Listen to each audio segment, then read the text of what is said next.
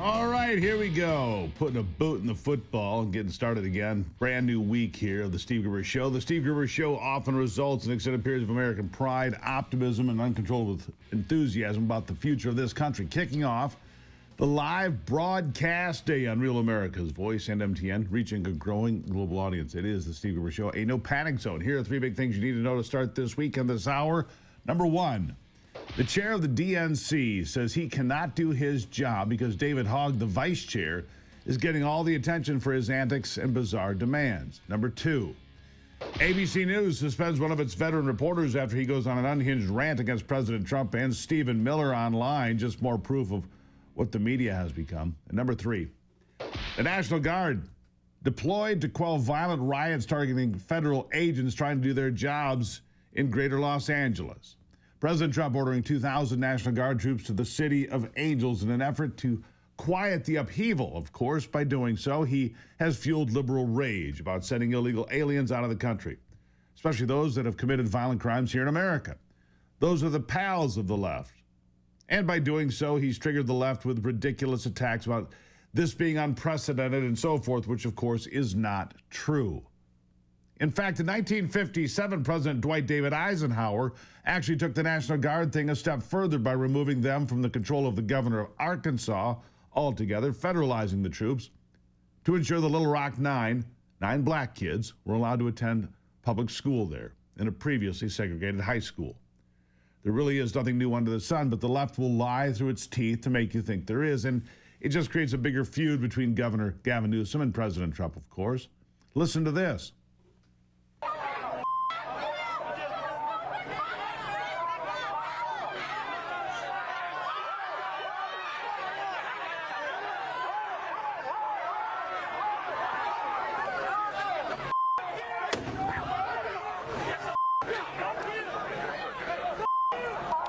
And what we're told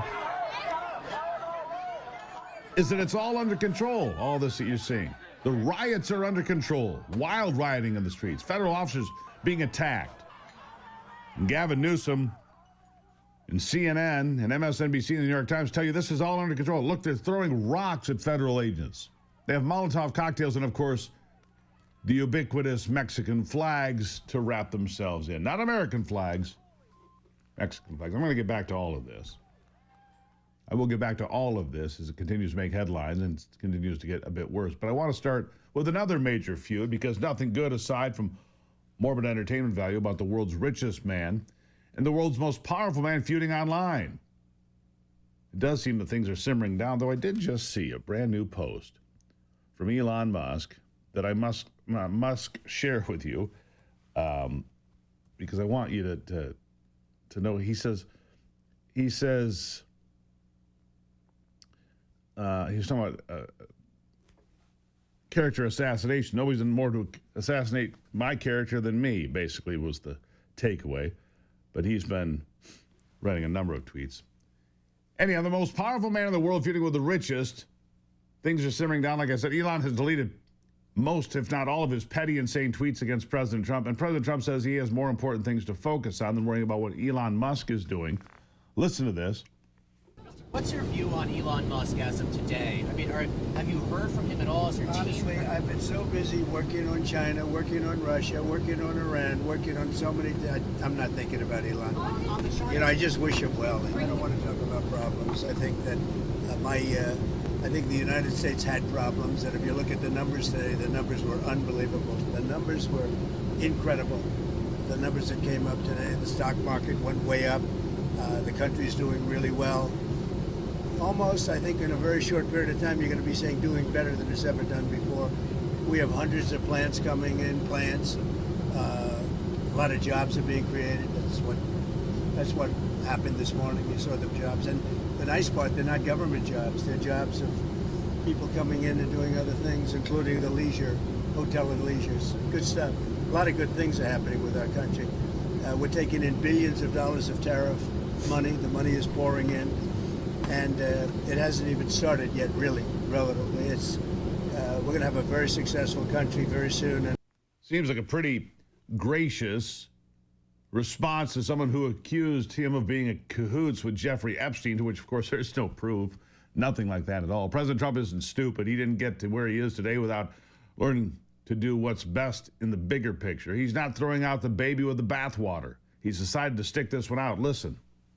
How do you think his Doge did at the end of the day with the savings that? Oh, I think it helped us a lot. I think it helped our thinking, and it's not finished at all. We've basically taken it over, and we're doing a job. Many of those people remain with us, and they're going to remain with us. They're very good. It's terrific. We saved, hundreds of billions of dollars. It's terrific, and it's going further. I mean, I'd give you the answer actually at the end of 2 years, because a lot of it is out into the future. But it was a big saving and a good mindset. Yeah. Doge was and still is very popular with the American people, and that's not going away. That's the good news. The White House needs to continue drafting rescissions packages to claw back those wasted funds that Musk discovered. And in fact, the Supreme Court just granted Doge access to Social Security, so hopefully we'll see some savings there as well. So the important work will go on, but Musk, well, he might have pounded the final nail into his own coffin when he made the insane accusation about Trump regarding Jeffrey Epstein. Let's talk about that for a second. If Donald Trump was in cahoots with Jeffrey Epstein, the Russia hoax, the impeachment trials, the years of lawfare would have all been unnecessary. The Democrats and Biden's Department of Justice could have easily ended his political career in a heartbeat. But instead, they had to conjure up the most ridiculous schemes that failed ultimately, by the way, because they didn't have a hole-in-one like Epstein connections. Even Michael Cohen, who has made a name for himself just by being a rabid Trump hater, says there's just no chance here. Here's the disgraced attorney now.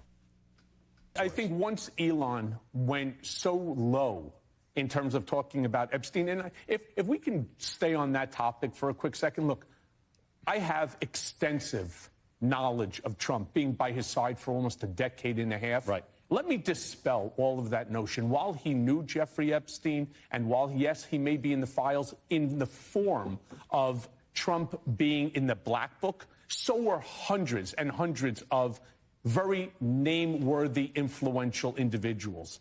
I have zero knowledge of any relationship between Trump and Jeffrey Epstein, and I would have seen it over the course of the literally, because your prosecution was all about how much you knew, and your testimony to Congress. And I'm telling you, it's nonsense. It's to the best of my knowledge and everything that I know, it's not true. Yeah, it's not true. And Cohen has no skin in the game. Nothing to lie about here. He detests Donald Trump. He hates the man. We know the man loves his time in the press, but he hates Donald Trump. But even if Michael Cohen thinks the accusations are outrageous, they got to be bonkers. Yeah. And these allegations were shot down by everybody around the president. There's nothing factual to any of it, as you know. Just the latest attempt by somebody to take down Donald Trump. But why? What happened to Musk? I mean, it's all been taken down now. Just seems... well, I can't say. BS crazy. You figure it out. All right, welcome to a brand new week. It's all crazy out there. L.A. to Musk and everything in between, but we'll get through it. We'll be all right. I'll be right back.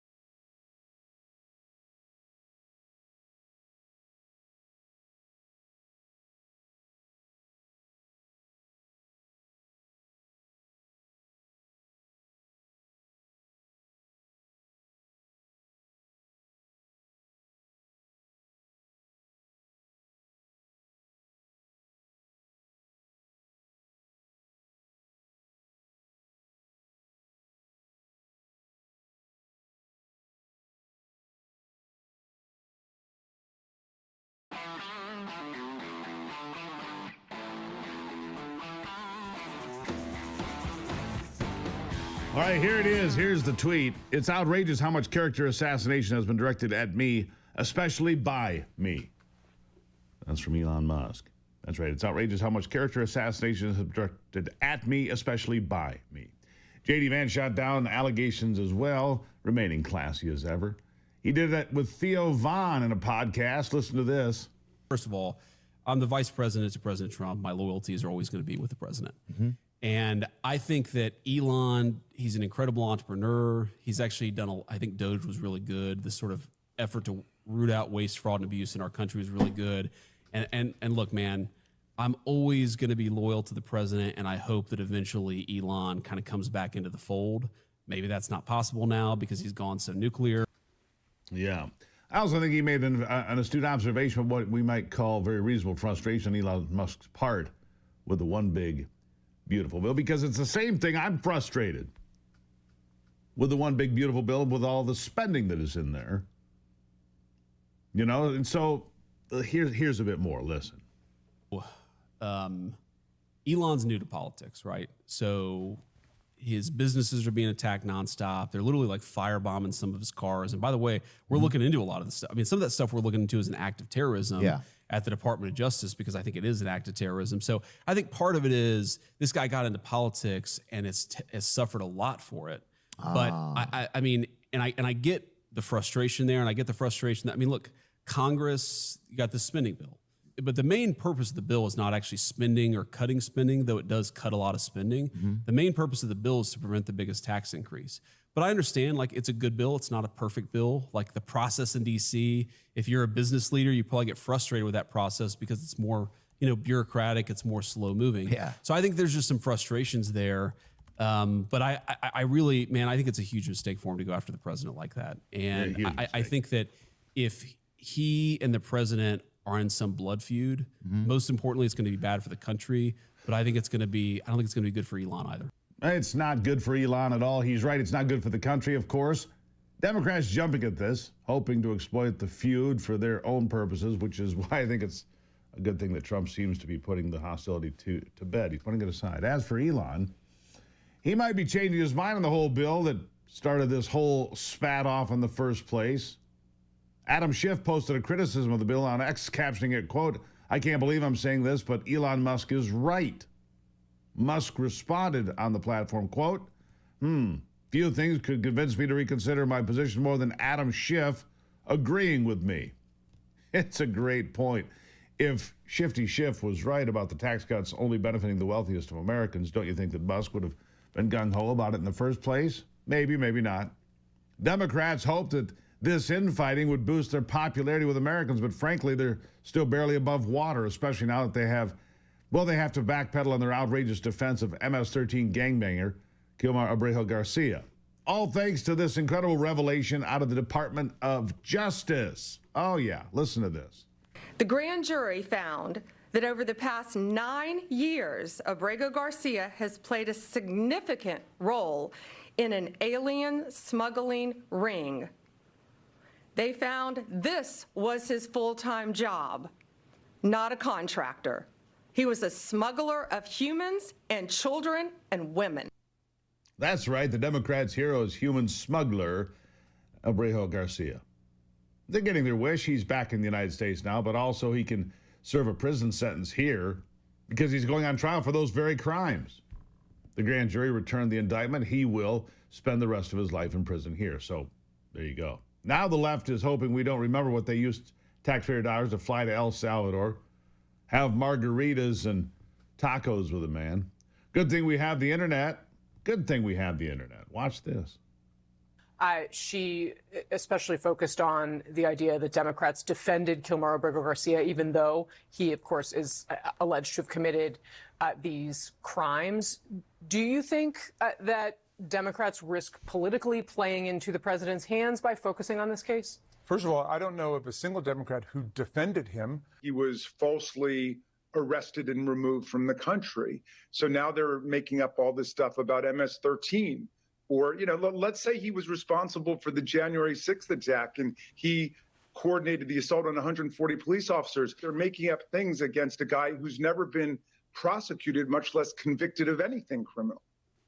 And, of course, it wasn't just Raskin lying through his teeth. All these Democrat lawmakers tried to bury the evidence that this is a woman-beating MS-13 terrorist and illegal alien. Let me go over that again slowly. Woman-beating MS-13 terrorist and illegal alien. Now we have the grand jury findings to prove it, of course. Meanwhile, in Los Angeles, under the leadership of Democrats Mayor Karen Bass and Gavin Newsom, the Sunshine State, as we started with, looks like a third world country under attack as unhinged liberals take to the streets to protest ICE deportations, throwing rocks, bricks, you name it, Molotov cocktails at ICE and FBI vehicles and officers, and the Trump administration not putting up with it, as we said. The National Guard deployed to the area as we keep an eye on this developing story. This is what happens when you advertise your state as a home for illegal aliens, who then riot in the street to allow in more illegal aliens. The Democrats have never been one with a winning strategy for America. Keep in mind, despite 80% of MAGA patriots being frustrated with Elon Musk, you don't see them firebombing just dealerships and keying Teslas. It's the leftist freaks who always resort to violence and rioting in the streets. And like I said, it seems the feud between Trump and Musk is dying down. Democrats have enough problems of their own. They're going to need to find something else to focus on. Maybe they're going to try to figure out how to blame Republicans for what's happening in Los Angeles. Oh, wait. They're already doing that, of course. Are you frustrated by the gridlock in Washington, wondering why Congress can't seem to get things done fast enough? Now there's a way to understand how we got here, what can be done about it. Hillsdale College, and I implore you, try this. Hillsdale College presents a free online course, Congress, How It Worked and Why It Doesn't, taught by Hillsdale's own Dr. Kevin Porteous. This course reveals the original purpose of Congress, how the founders designed it to work, and why today's dysfunction is no accident. It's one of 40 free courses offered by Hillsdale College. Man, you can go binge watch this stuff and be the smartest person at the get-together this coming weekend. I'm telling you. Gruber for Hillsdale.com. Join thousands who have taken part of these courses. Gruber for Hillsdale.com. I only endorse things that are great. This is great. Gruber for Hillsdale.com. And there's more than 40 to choose from. Enjoy them and give me some feedback. Send me an email. I'll be right back.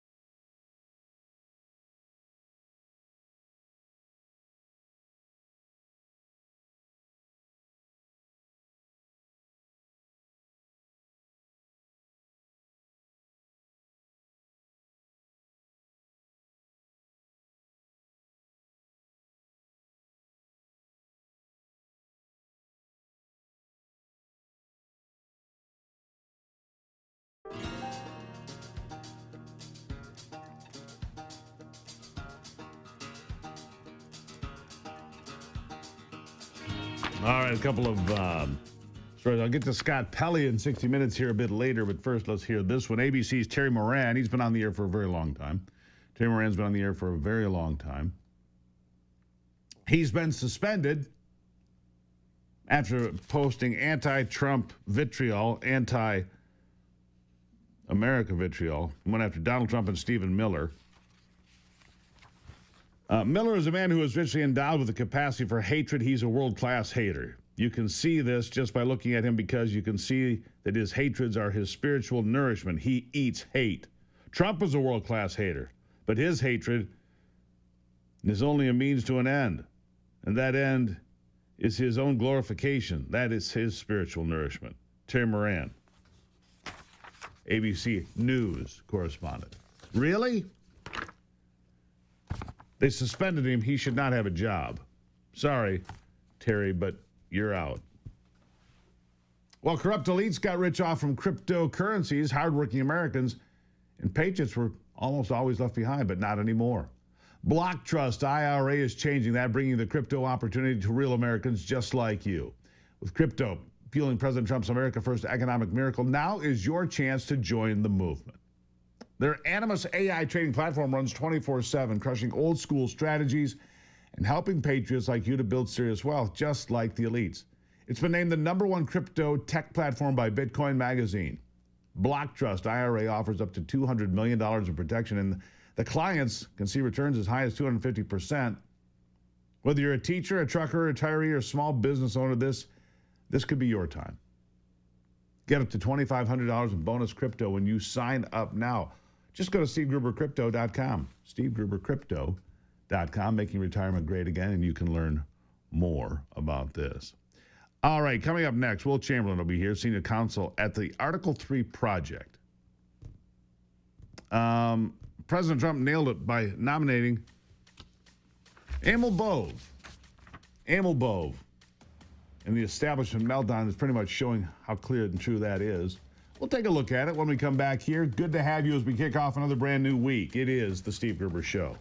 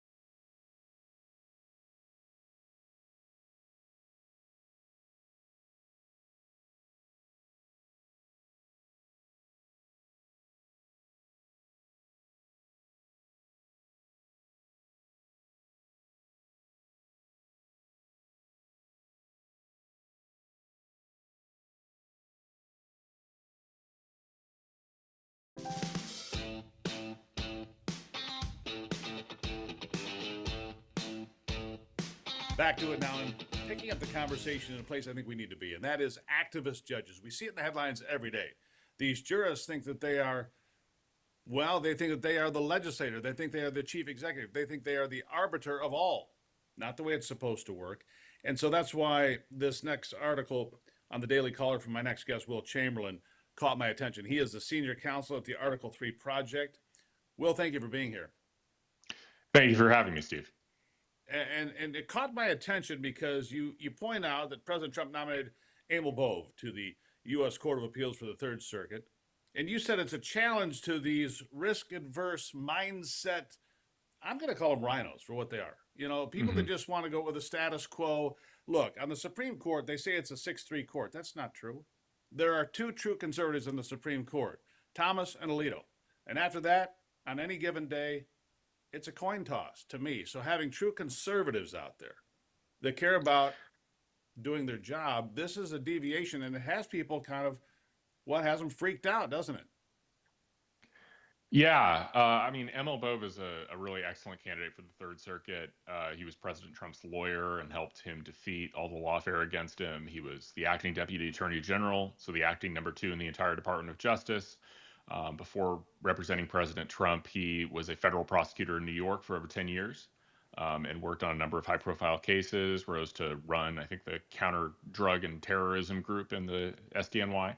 So he's a thoroughly qualified candidate, and yet you have some kind of strange establishment Republican types trying to say he's not a good nominee or he's not qualified, which is just absurd. They would, if he came out of their environment, if he went to their FedSoc meetings, they would have said he was qualified. The real question here is there courage? And there obviously is, because it took a lot of courage for a lawyer with a lot of peer pressure not to do things like represent President Trump to go ahead and take the representation. And it really demonstrates, I think, the kind of courage that I think is lacking in a lot of modern lawyers, and also in particular, it's the sense that this is not a person who's paying attention to the opinion pages of the New York Times or the Washington Post, which is what I fear is happening to some of our conservative jurists. It happens too much. I mean, look, the biggest mistake of Donald Trump's first term, I think, without question, is Amy Coney Barrett. Big opportunity, and look what we have now. A jurist, like I say, any given day, it's a coin toss. She might be conservative, she might be liberal, she might be who knows what she is. But she is not what we had anticipated. Neither was Kavanaugh. Gorsuch is closer than the other two, I believe. But you have to start somewhere. This is the Third Circuit Court of Appeals. We need more bold moves like this, don't we? Yeah, we absolutely do. And, I used to publish Human Events, where we actually published an op-ed that was skeptical of Amy Coney Barrett all the way back in 2019, before she was even nominated, before the Supreme Court vacancy was even open. So we've been skeptical of her for some time. Obviously, I personally worked to confirm her when she was the nominee, because it was very important to replace Ruth Bader Ginsburg in the run-up to the 2020 election. But yeah, she's been a disappointment. She's, especially in her priorities, are really revealed by what she treats as an emergency and what she doesn't. Just recently you have in Snopes, the Supreme Court declining cert in a case that would have questioned or evaluated the legality of Maryland's law banning the possession of AR-15 rifles, the most commonly owned rifle in the country. And basically, Justice Kavanaugh put out a statement saying, we're hoping to get to this in another term or two. There are some cases percolating in the lower courts, blah, blah, blah. Meanwhile, these people will drop everything, at any moment to protect illegal alien gangbangers from being deported. There's a priorities problem. Right. There is a priorities problem. And I'm not sure if I'll get this man's name pronounced proper, but I say Emil Thopper or Amil Thopper from Kentucky was a guy who would be another bold choice. And he's now on the Sixth Circuit, I think, but he would have been a better choice for the Supreme Court. And you have to have people in these courts of appeals to choose from, so you have great candidates. I don't know what's going to happen the next 3 years with the Supreme Court, if anybody intends to step down. But I guess my question to you, Will, is this: was Donald Trump given bad advice when people like Amy Coney Barrett were put forward? Is that why people like Emil Bove are so important? Yeah, I think that's right. I think he was given bad advice. I don't think Amy Coney Barrett was the best choice he could have made. Not even close. It seems, there wasn't a huge judicial record to go on. She'd only been an appellate judge for a year. Before that, she'd been a law professor. There's just not some huge record of conservative beliefs or conservative grounding. She's very obviously a devout Catholic, credit to her, but that does not encompass the entire sphere of political beliefs, and especially on issues as important as immigration. It's well, wait a second. If I'm not mistaken, Will, there are only two religions represented on the Supreme Court: Catholic and Jewish. Am I missing one? I think Gorsuch is a Protestant. Oh, could be. But I mean, that's why I say it could be wrong. But it's mostly. But you're right that it is predominantly Catholic, and I think Elena Jewish. Kagan, and Right. yeah, I think that's right. I think, but almost all Catholic actually. I think Elena Kagan is the only. Although I don't know. I mean, I wonder what faith Ketanji Brown Jackson is. I didn't actually. We'll think need to do some research on that. Yeah. But that's the way it's been for a number of years, you know. And look, again, you're right. They'll run to demand that somebody gets returned from El Salvador that's here illegally, and they'll run to stop the president from defunding Harvard, and they'll run to do all these things. But when it comes to doing things that protect this country and doing the right thing, and this seems that they're not concerned when it comes to a Second Amendment argument. So let me ask you this. As you look at President Trump in his second term here, there are a number of vacancies in federal courts. There always are. Is he headed in the right direction? Is he now nominating people? Is he taking and getting better advice? Yes, that much is clear. It's been publicly reported that he's being advised by my boss, Mike Davis, who is just an absolute bulldog and has a really good sense of who's got courage and who doesn't. I mean, Davis has been in Trump's corner through all the lawfare and through everything else.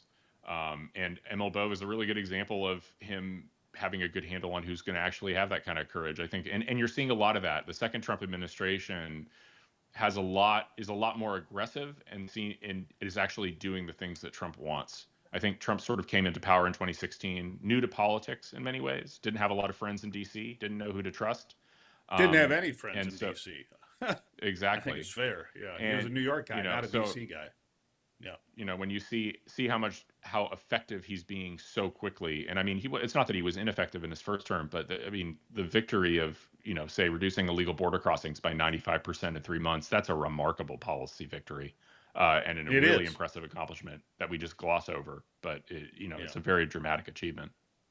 That's one of many. I mean, you have the others that said the economy is going to collapse under the tariffs. The economy has not collapsed. In fact, the economy is in many regards stronger in many of the metrics than it was before. So you have victories, but it's a battle against the courts every step of the way, it seems. That's why selecting the right judges and justices is incredibly important. By the way, I learned that Ketanji Brown Jackson is a non-denominational Protestant. Anthony just sent me the note here, so now we've cleared up that mystery. Will, I greatly appreciate you being here, Senior Counsel Article 3 Project. Keep doing the important work that you're doing and bringing to the attention the people of the good jurists, because the only thing that stands between us and complete chaos, I believe, are good courts making good decisions. So I appreciate you being here. Thanks, Steve. Anytime. Thank you very much. All right, so there you have it. Look, it's not a conservative court. It's a 3-3-3 court, really, is a good way to look at it. Anybody that tells you otherwise really doesn't know, or they do know, and they're not telling you the truth. That's what I do here every single day. We'll be right back on The Steve Gruber Show.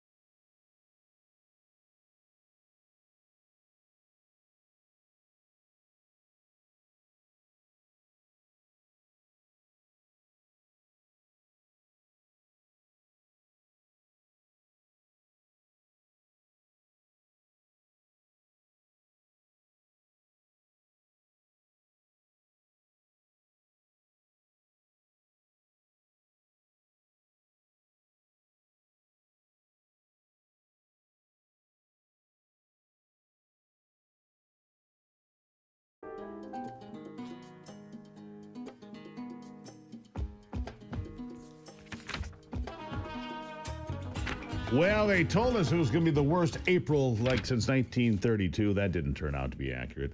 They told us that the economy was going to crash under Donald Trump. That has not turned out to be accurate. In fact, the jobs report that came out last week, once again, stronger than expected. Several times in a row that they continue to defy the alleged experts. Joining me now, a real expert, Terry Sawchuk, the founder of Sawchuk Wealth. He's got an upcoming seminar tomorrow at 6. We'll talk about that as well. But Terry, good morning. Good morning, Steve. Good to see you. Good to see you. All right, so look, the employment remains resilient, as you say, and the markets are seasonably strong. Looks like that should be true through the end of July. I just looked at the futures for today. A little bit in the green, not much, pretty flat, almost 43,000 on the Dow. We're in pretty stable, a pretty stable pattern here. That's the way it looks to me as an outsider. What does an expert like you see? Yeah, the market's in pretty good shape for now. I think it's probably going to remain bullish. We've got the jobs report, as you mentioned, came out really strong. The services sector is still very strong. Even the manufacturing sector looks better than what a lot of people thought, given the tariff situation. And so I think the demise of the stock market has been greatly exaggerated to this point. Yeah, and I look at the price of gas is pretty good. The price of energy is pretty good. Overall, we see pretty. I guess the real question is, what is the Fed going to do? A lot of questions there with Jerome Powell. I mean, inflation, from what I see, is 2.3%. It was much higher when he lowered rates. I think in a political move to help out Joe Biden. I mean, maybe I'm just skeptical, but it seems to me that it was a political move because now would be the time to lower rates, and he has just failed to do so. What do you make of that? Well, there's certainly no, I shouldn't say no, but inflation has definitely slowed down, right? But the other side to this is that, what you're really seeing, it's stealth inflation in the context of the strength of the dollar. The dollar's held up fairly well so far, but I think, over the long term, the real issue is going to be you're going to have assets that grow at a rate that's far greater than just the pace of inflation, but you have to consider the pace of the value of the currency that you're losing. And so if you have inflation at 2 or 3%, but then the currency value may be dropping by 5, 6, 7%, you got a pretty big hurdle to clear. And Powell, he's definitely not doing Trump any favors. This idea that they have to sit back and wait because they think inflation is still here when it's obviously currently at least not. They're talking about the impact of tariffs and all this what if scenario, but the reality is you got a 10-year treasury that's at 4.5%, and you've got a federal funds rate at 4.33%, right? So it just doesn't make any sense. There's not a big enough differential there. Why would anybody put money in long-term bonds when they can get money markets that are paying over 4%? That's exactly right. I have a money market for that very reason. If I've got some cash, I just put it over there. I mean, it might as well do something. Your bank doesn't offer you anything anymore. You don't get anything in a savings account anymore. Have not for years and years. It's almost, it's a losing proposition, isn't it? Yeah, you're not going to get paid to leave money in the bank. It's there for liquidity, right? It's just there when you need it to spend it, if you buy a car, but whatever. It's just that's what it's for. But long term, we're going to see the dollar continue to weaken. It's the only way out, Steve. We've got almost $40 trillion in debt. And the one shot we had was with Elon and Doge, and it's over. Like, they're just not gonna, what I was hopeful for isn't gonna happen. So the only scenario left is to debase the currency and basically monetize the debt. They're gonna drive it eventually, not right away, but eventually the Fed's gonna have to, unless we get a radical change, and I don't see it right now, they're going to have to drive the value of the dollar down so that they can pay the debt off and discounted future dollars. And so you're going to have to put your money in assets that are going to grow at nearly double digits just to keep pace. Otherwise, you're losing money every day. If you're not growing in double digits, you're losing money. So I mean, it's hard to grow at 10% consistently or 12%. I mean, it's a difficult thing to do, isn't it? Yeah, I mean, there are certain asset classes that are more predisposed. I mean, really, technology for now, it's the only asset class that has the potential to stay ahead of that, just because of all the changes. And you and I have talked about this, Steve. I've said multiple times that the world's going to change more in the next 5 years than it did in the previous 50, and maybe in all of humanity in the next 5 years. Yeah, and I think And that was before COVID. We were saying that. I didn't think it could get any weirder, but with all the riots and stupid things that are going on in LA right now, it's just a sign of things to come. Yeah, it just seems like a lot of made-for-TV drama in a lot of ways. I mean, look, the riots are manufactured by those that manufacture riots. I think the Elon thing was a self-inflicted wound on Elon, and Donald Trump, I give him credit. He kind of sidestepped that, said, look, I like Elon, didn't give credence to any of the nonsense that was said. So there you have it. All right, tell us about this webinar, coming up tomorrow night at 6 o'clock. You've got a QR code we'll put up on the screen for folks so they can see it. But what is this about? We're just giving people strategies to protect their money over time. There's two things that you have to do. One is that you have to grow your assets at a rate that's going to be greater than the rate of not only inflation, but the rate of currency debasement. And then you're going to have to save some money in taxes. And if you're a high income earner or even a decent income earner, there's ways that you can actually take advantage of your 401k plan, where you can sort of skirt some of the rules around Roth IRA contributions. And so we're just going to show people some basic strategies to not only protect their wealth, but to grow it and to try to keep Uncle Sam out of their pocket. All right, and again, if you click on that QR code, you can find out more about the webinar Tuesday night, 6 o'clock Eastern time. Look, it's nice to have some opinions from some other folks, people like Terry Sawchuk. Terry, 20 seconds. I'll give you the last word. This is it's a time to make sure. I would say don't buy the hype and all the doom porn about the market falling apart and the recession coming. Likely none of that's going to happen. July historically is a pretty strong month, and I think the market's going to push higher until something radically changes. All right, Terry Sawchuk, founder of Sawchuk Wealth. Sir, thank you as always, my friend. Good to see you, buddy. Good to see you as always. Terry Sawchuk, been contributing to this program for years. He's a voice of reason out there. I will take a break and be right back. It's the Steve Gruber Show.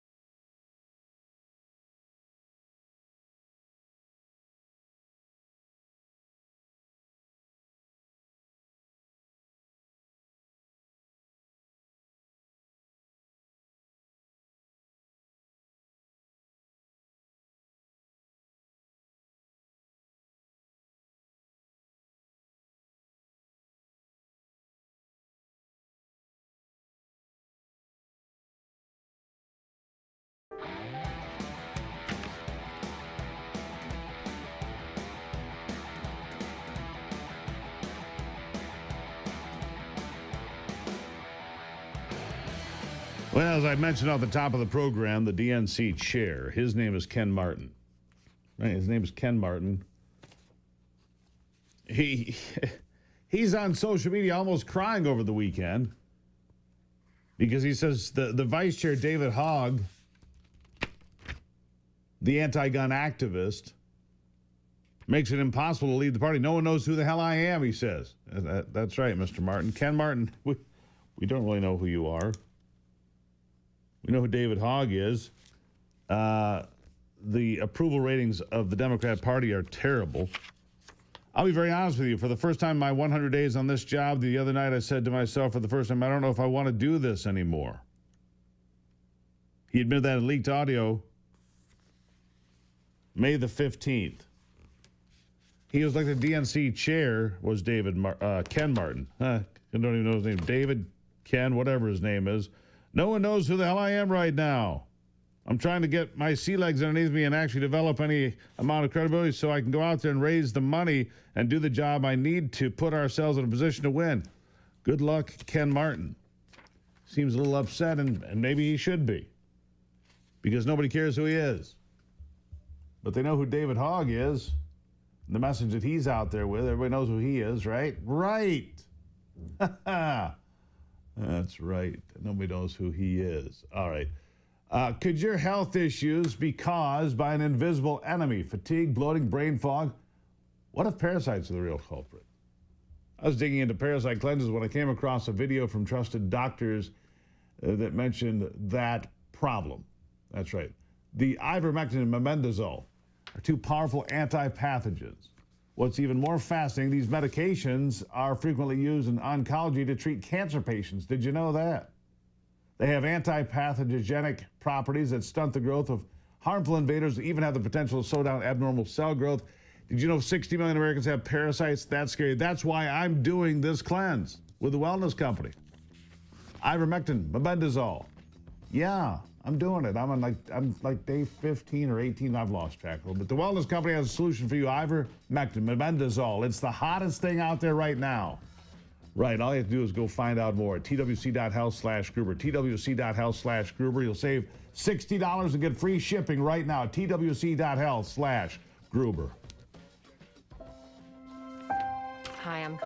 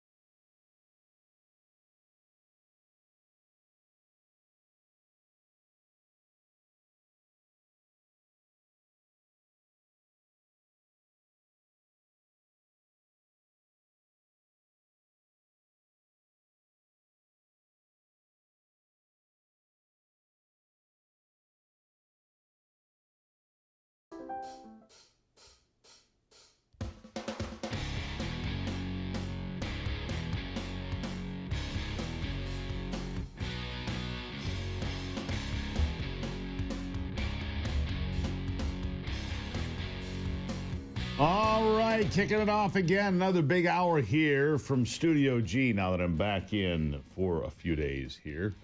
Live, fighting for you from the foxhole of freedom. Another big hour, of course. But here's the warning. The Steve Gruber Show often results in extended periods of American pride, optimism, and enthusiasm about this country's future. It's live in all 50 states and around the world. It's a dirty job, and I'm going to do it. Here are three big things you need to know this hour. Number one, several big Supreme Court cases getting ready to be released, as happens every June. And right now, there are more than 24 cases still outstanding, so a lot of action to come. Number two, the Trump-Elon feud seems to have settled down, at least for now, and it seems that Elon may be back on his normal meds and not his special K. We can only hope.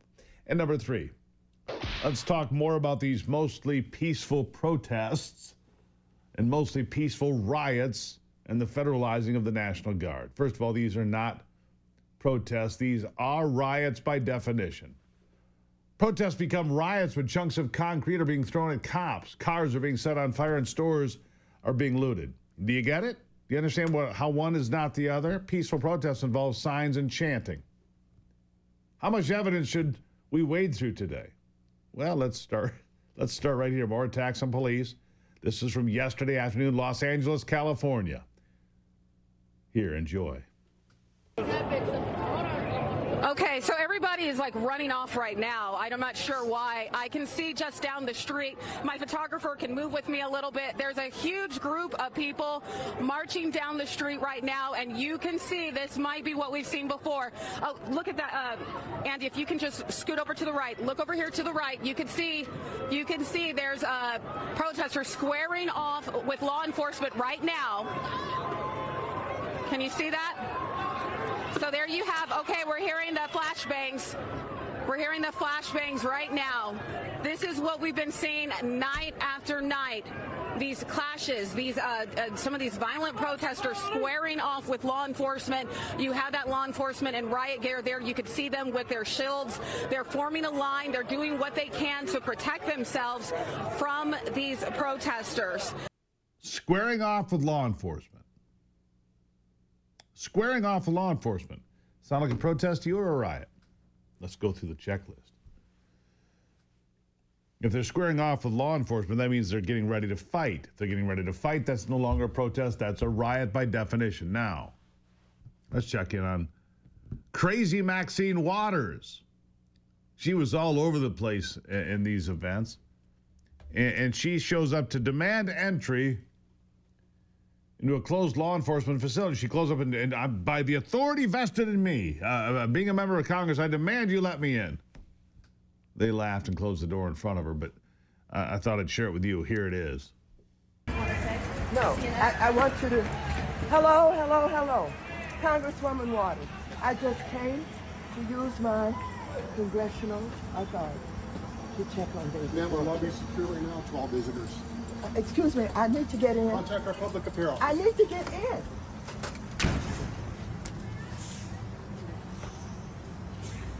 What are you hoping to do, Congresswoman? I just want to see David Werta. Right. Would a congressperson normally be able to enter the... Normally, yes.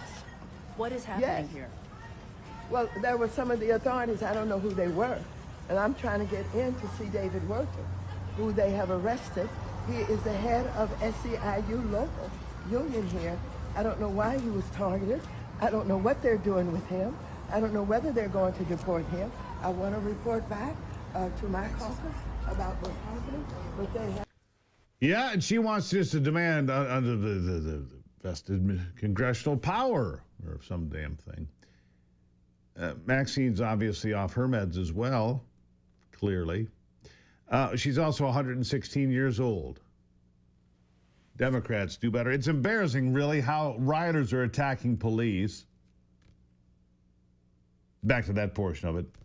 News networks trying to sell the idea they're peaceful. Peaceful. Here's more. Most of the crowds, again, that I saw, that I spoke to, that I was interacting with, these are peaceful people that want to get their message across. They brought signs. They're out with families in some places, and others are obviously more agitant, have the mask on, and reportedly, I didn't see this, but reportedly throwing things back at authorities that are trying to do their jobs as well.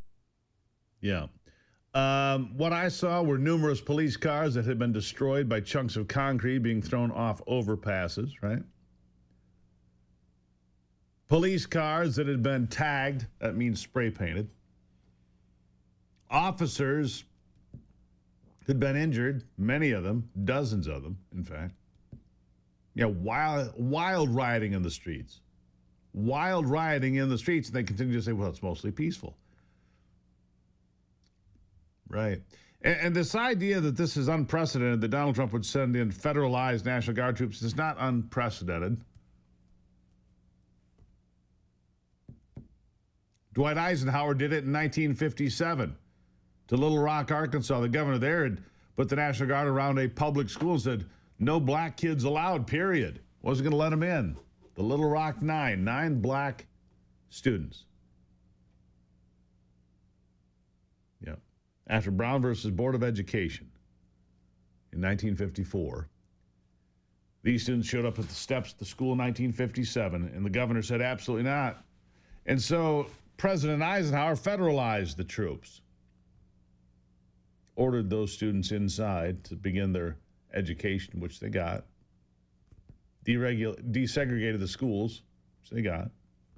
By the way, here's another, just a little sample of what's going on in the streets as federal officers are being attacked by rioters is the word. Listen, here it is.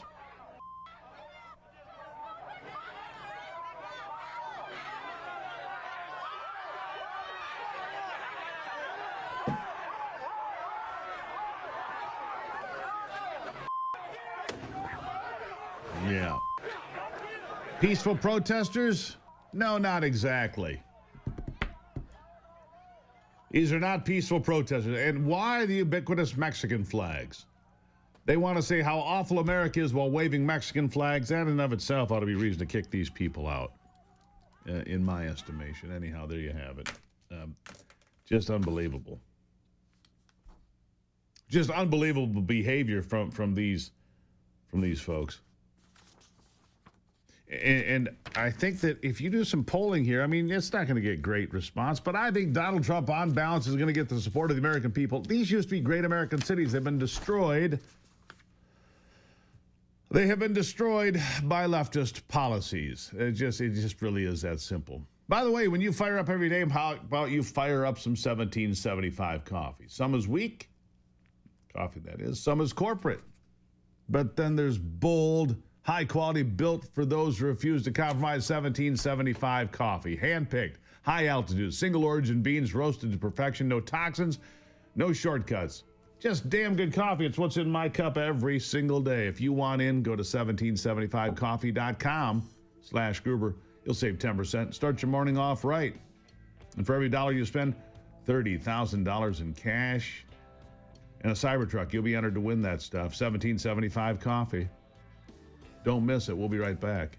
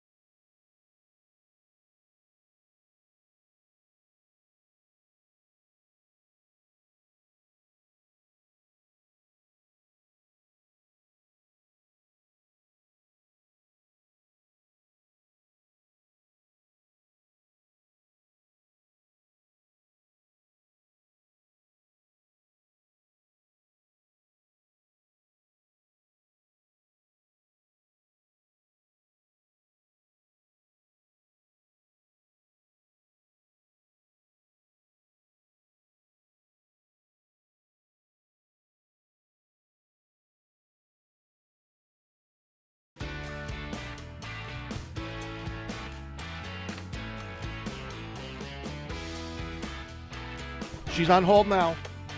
All right. Back at it now on a Monday as we kick off a big week here in the program.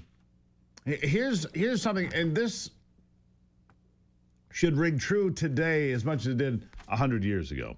The child is not the mere creature of the state. That came from a Supreme Court ruling 1925. The case Pierce versus Society of Sisters centered around an Oregon law that required parents to send their kids to their assigned public school.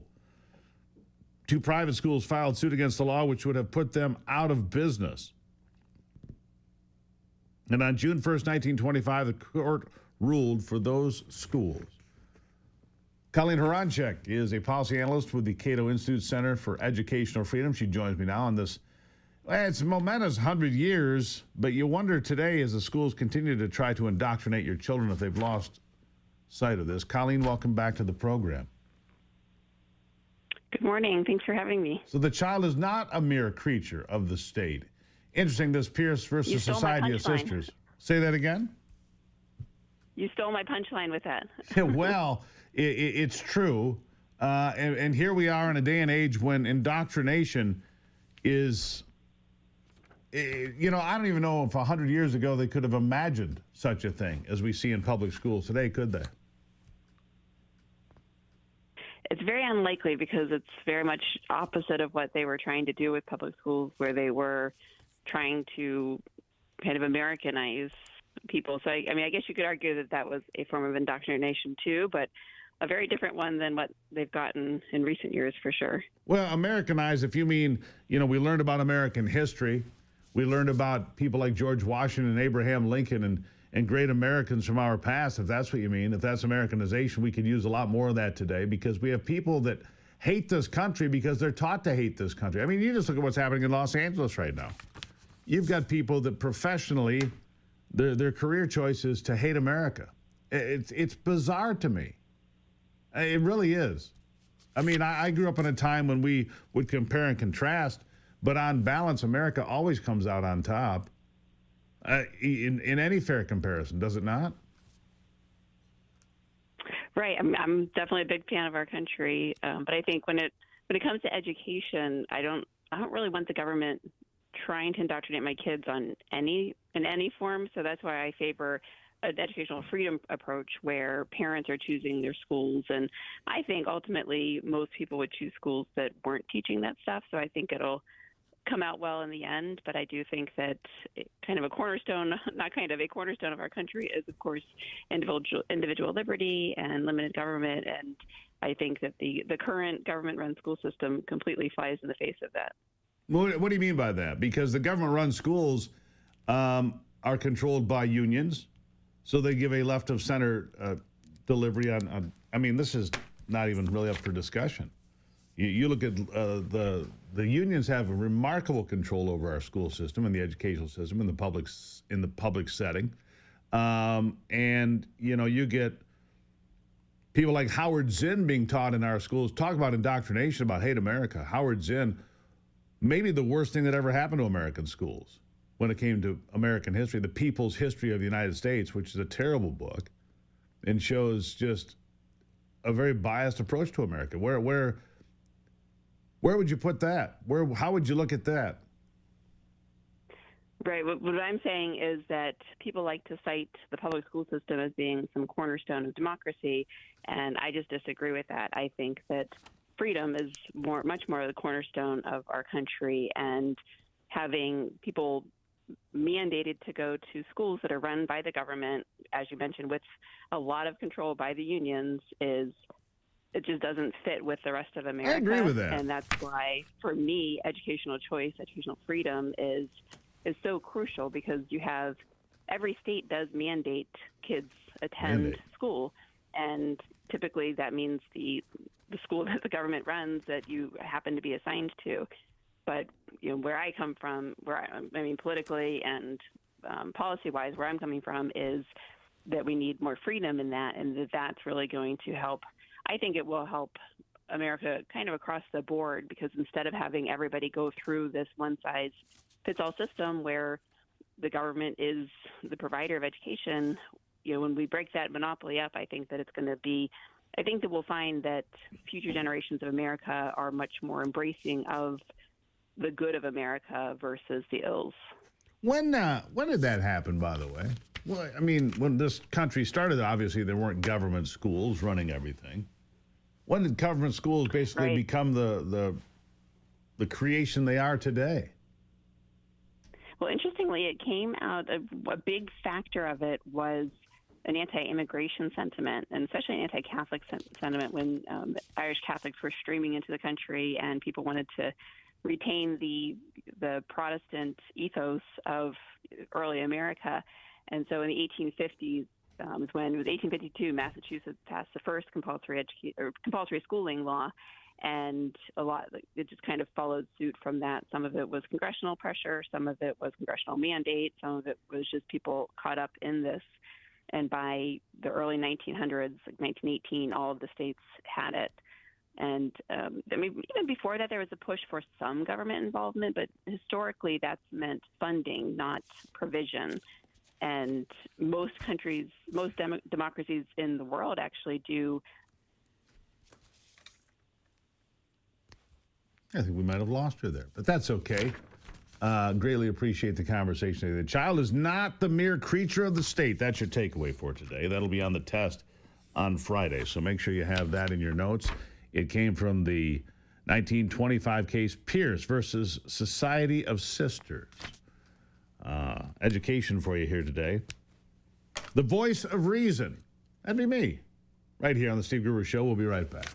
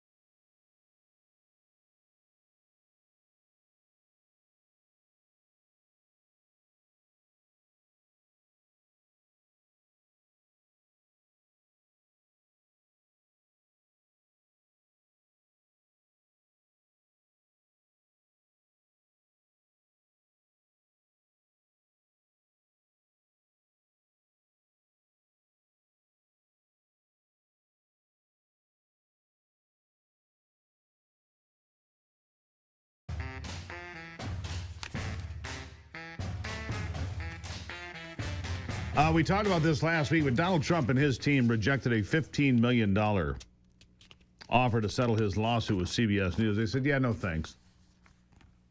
They want more. They want at least $25 million and a public apology from CBS News.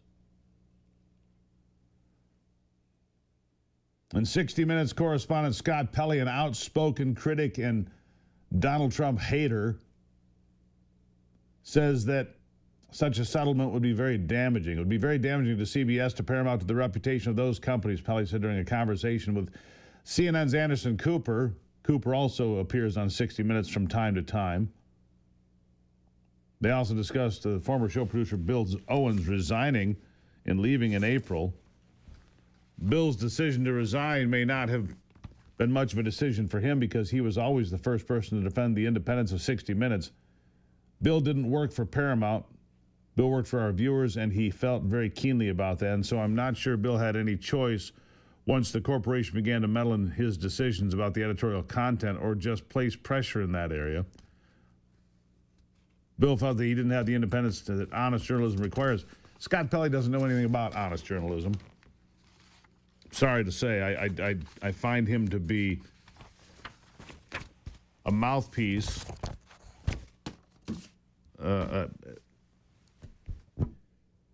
It is nothing more than garbage that he puts out there. He is not Mike Wallace. He is not Morley Safer.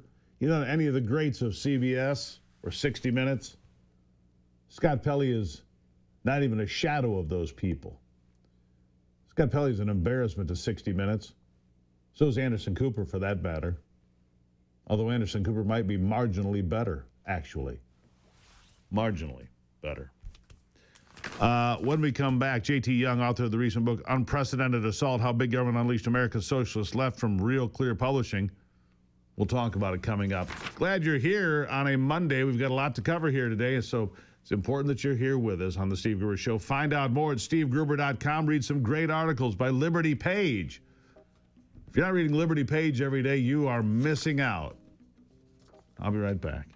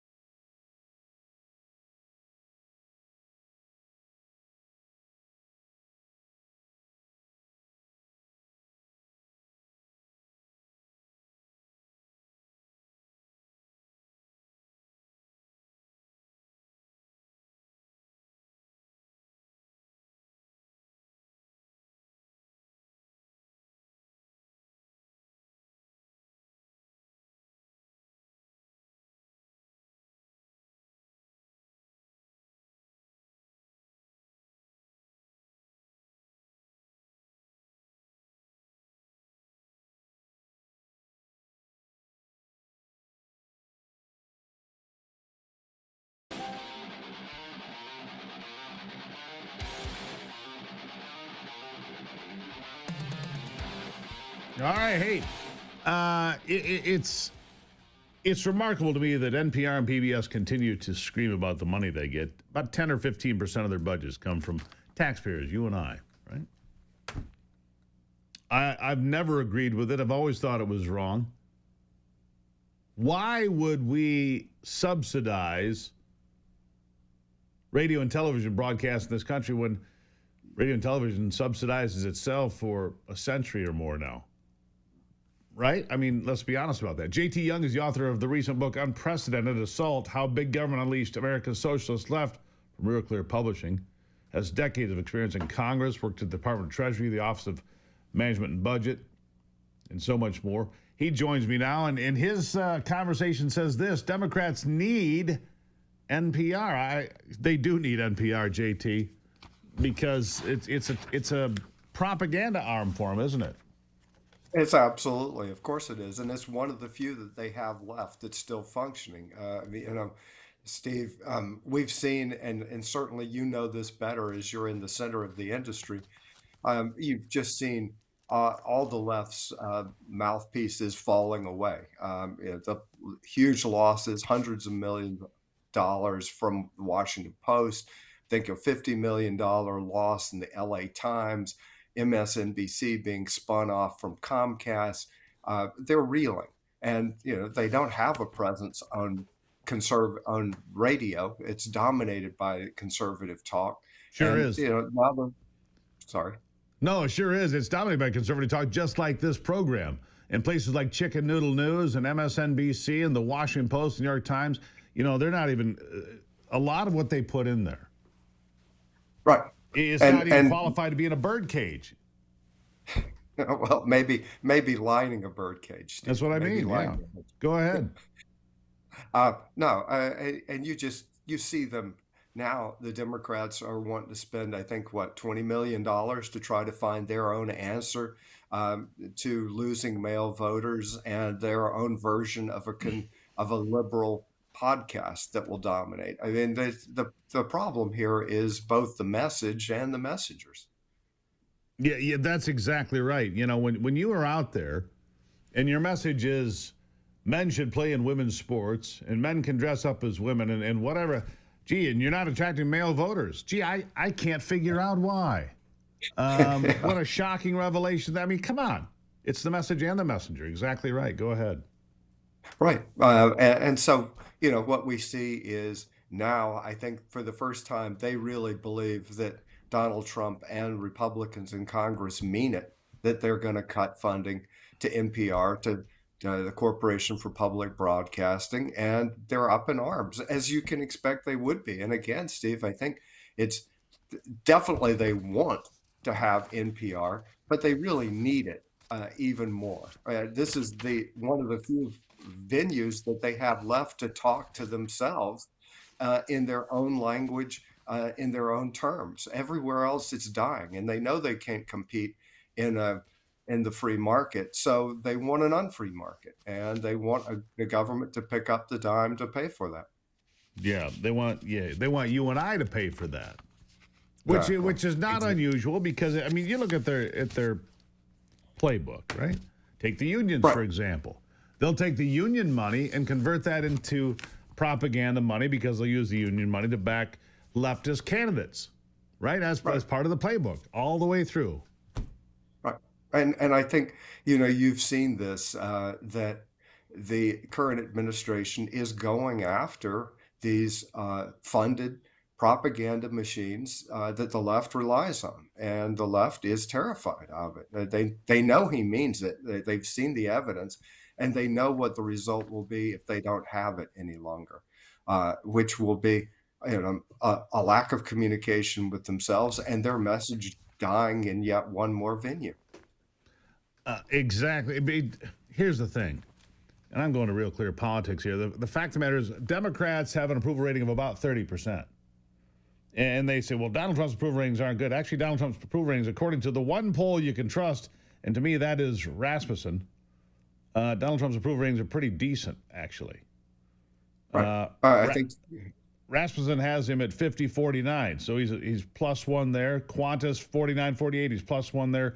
And then you have people like CBS News, who I was just talking about, and what a disgrace Scott Pelley is, has Donald Trump minus 10 on approval rating. That is such a garbage poll. It's not even believable, minus 10. I mean, honestly, it's just garbage. And look at, Steve, when you look at these polls, always look at who were they polling. The thing that makes Rasmussen stand out, along with a handful of others, is they're polling likely voters. These are the people who actually vote. And you'll notice, if you look at those polls, The ones that Trump does the worst in are ones that just are polling adults. They're That's not what even this one is. That's what necessarily. the CBS News poll is, adults only. Likely Right. voters from Rasmussen, +1. Registered voters from Qantas, +1. Likely voters from Trafalgar has Trump +8. And look, Rasmussen and Trafalgar were two of the three that got the election in November right all the way through. Mark Mitchell at Rasmussen had it right all the way through. He was at +2, +3, +1, +2, +3, and he nailed it because it was a +2 election for Donald Trump, wasn't it? Right. And you'll notice every year we get this after each election, they'll come back and say, Donald Trump outperformed the polls again. How did this happen? Well, the reason it happened, Steve, as you well know, is they're asking the wrong people because they want to get the wrong answer. And then they come back and act like it was some big mystery as to why it happened. Right. And then of Rasmussen, course, you had the poll out of Iowa, right? What an embarrassment that was. Had Kamala Harris +3. They lost, she did, by 15. So the poll was only off by 18 points. Right. Yeah. Right. But they got the headline they wanted. And They did. you know, that's what they want. And they're trying to energize a base that was clearly losing energy. And so the only way to do that is to try to buoy their hopes falsely by running polls that are inaccurate. So and true. you see it over and over again.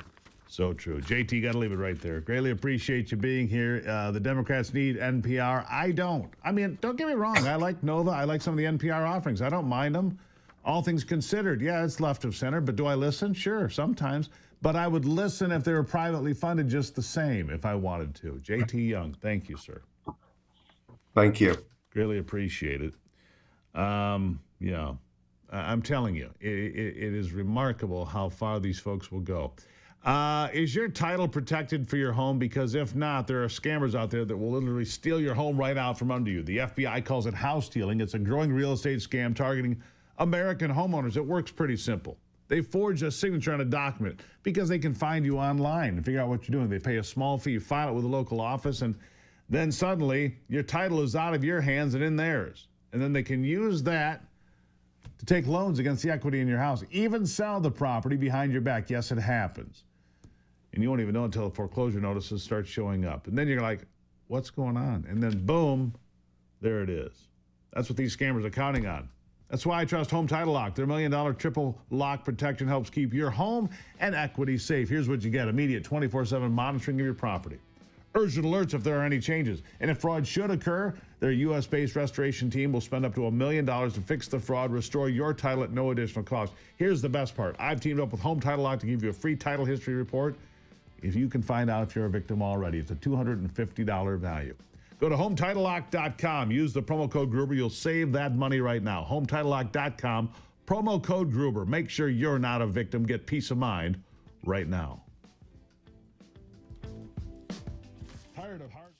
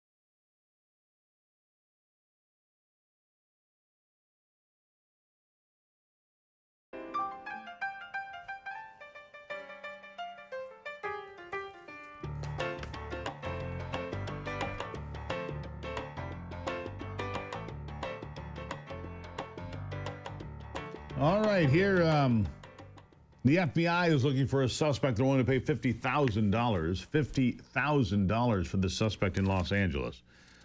This is one of the people that has assaulted police officers in the riots of L.A. over the last couple days. $50,000. The Bureau searching for the suspect accused of assaulting a federal officer, damaging government property during the anti-ICE demonstrations. The agency is seeking public assistance, offering a reward of $50,000. On Saturday, about 3:30 p.m., the suspect allegedly threw rocks at law enforcement vehicles on Alondra Boulevard in Paramount, California, resulting in injury to a federal officer and damage to government vehicles. The suspect considered armed and dangerous. FBI Director Kash Patel warned Saturday night, if you assault a law enforcement officer, you're going to jail, period. It doesn't matter where you came from, how you got here, or what cause you claim you represent. If local jurisdictions won't stand behind the men and women who wear the badge, the FBI will. Meanwhile, Maxine Waters, 100 years old and 100% wrong about President Trump, has been wandering the streets of Los Angeles, babbling about God only knows what, as these riots continue to tear up that district. Here's Maxine Waters. Enjoy. Using deportation as a way to enhance his position with all of those right-wingers out there who do not want this country to be a country of people coming from other groups. It's outrageous, it is horrible, and we've got to make sure that we do everything that we possibly can, because I think he's up to creating martial law. He even alluded to we got the National Guard here. What do you think National Guard about for what? What do you think about the National Guard being here, Trump deploying them and not our own governor? Well, the thing about it is, I don't know why they're here with guns. Whom are they going to shoot, and for what? Are you going to shoot a kid running away just because they're afraid of them? Are you going to shoot a protester because you don't like what they're saying? Why the guns? Why are these guns here? That's my question. I don't get why the guns have to be here. I don't understand why Maxine Waters still is in Congress. So we're all confused, aren't we? We're all a little confused, aren't we? She's more confused than normal because she's 80-something. I don't even have to look it up. By the way, Kash Patel wrote some other things on social media. This included, just so we're clear, the FBI needs no one's permission to enforce the Constitution. My responsibility is to the American people, not political punchlines. LA is under siege by marauding criminals, and we will restore law and order. I'm not asking you, I'm telling you. Kash Patel very clear on where he is. And about these protesters. Here's one protester screaming about slaves from Africa and stealing land from the Indians and starting the revolution, or something like that. Here. England will fall. Japan will fall. If America does not stand up right now and say, hey, we don't want this. We will fight and fight and fight and get tear gas, and we'll still come out here today because democracy matters. The truth matters. Justice matters. That's what this country was built on. My ancestors were stolen from Africa to come here. And then you stole the land from the indigenous. So that's stolen people on stolen land. Never forget that. Do not stop coming out. Yeah, there you go. There's the brain trust of the riots. People were stolen from Africa. Never forget that. The land was stolen from indigenous people. Never forget that. Then why are you standing on it, sir? If the land was stolen, you should leave. You shouldn't be standing on stolen land. See, it's all. He went to Starbucks after screaming that. Sure he did. In his Tesla. Of course. With his iPhone. Don't forget that part. That he ordered ahead on. Meanwhile, Los Angeles City Council, here's a woman on the LA City Council calling for more violence against ICE. You can't make this stuff up. Here she is. They know how quickly we mobilize. That's why they're changing tactics. because community defense works and our resistance has slowed them down before. And if they're escalating their tactics, then so are we. When they show up, She's saying they stole her weed? They show up, we gotta show up even stronger. They certainly didn't steal the buffet from her. I think she needs to mobilize a little bit more. Yeah, the buffet's threatened by her. All you can eat, please, lady, no more. No more. It's insane to me. You watch look, they're riots. You can call them whatever you want. They're riots. When you see the cars getting smashed by chunks of concrete, there was one video, my God, I don't know if you saw this, Anthony. There was one video where these idiots opened the hood of a Jeep. I don't know why this Jeep was so deserving, and dumped in a 5-gallon, plastic container, gas can. And then somebody else threw a match in there while they're all closed. Boom! About blew all their heads off because they're geniuses. It's quite a video. Yeah. Anyhow. If you'd like to save some money on your home so you can enjoy more of this great programming, then you should get a well connected. If you've got a well in your yard, you're already halfway to a hybrid geothermal system. Add a well connect as little as 8 hours. Start saving big. You'll cut your heating costs by 50%. You'll extend the life of your furnace, cool your home more efficiently, all without major renovation. It's the fastest, most affordable way to bring geothermal home. Learn more. WellConnectGeo.com. WellConnectGeo.com. It's made in Michigan, built for your well. Thousands are already out there. Oh, and by the way, there are some government subsidies out there that may run out before the end of the year if they're not included in the big, beautiful bill. So this is your chance to save maybe 30% with federal and state subsidies. Now is the time for geothermal. Look, your savings, even if you finance this machine, your savings will be bigger than your payment. You will come out money ahead. WellConnectGeo.com. WellConnectGeo.com. Sports with Brock after this.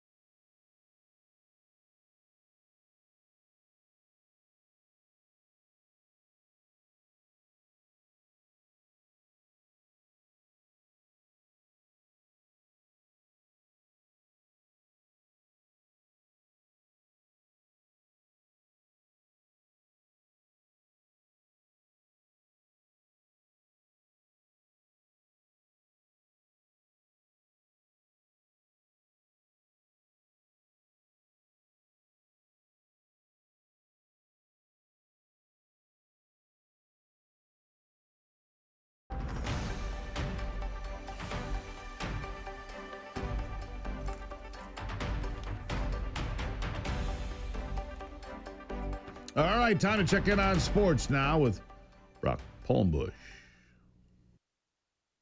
With a look at sports, I'm Brock Palmbush. Shai Gilgeous-Alexander scored 34 points, and he led the Oklahoma City Thunder to a 123-107 victory over the Indiana Pacers to take Game 2 of the NBA Finals last night in Oklahoma City. Series is now tied at 1 game apiece. Game 3 is Wednesday night in Indiana. Carlos Alcaraz rallied from 2 sets down and fought off 3 match points to defeat Yannick Sinner in a 5-set classic to win the French Open in Paris yesterday. It's Alcaraz's second straight win at Roland Garros. At 5 hours, 29 minutes, it's the longest men's final ever in Paris and second longest ever Grand Slam final. In Major League Baseball yesterday, American League winners included Tampa Bay, Detroit, and Texas. National League winners included the New York Mets, Cincinnati, and San Diego. Ryan Fox won the RBC Canadian Open, and Denny Hamlin won the Fires Keeper Casino 400 at Michigan International Speedway. That's a look at sports. Back to you, Steve.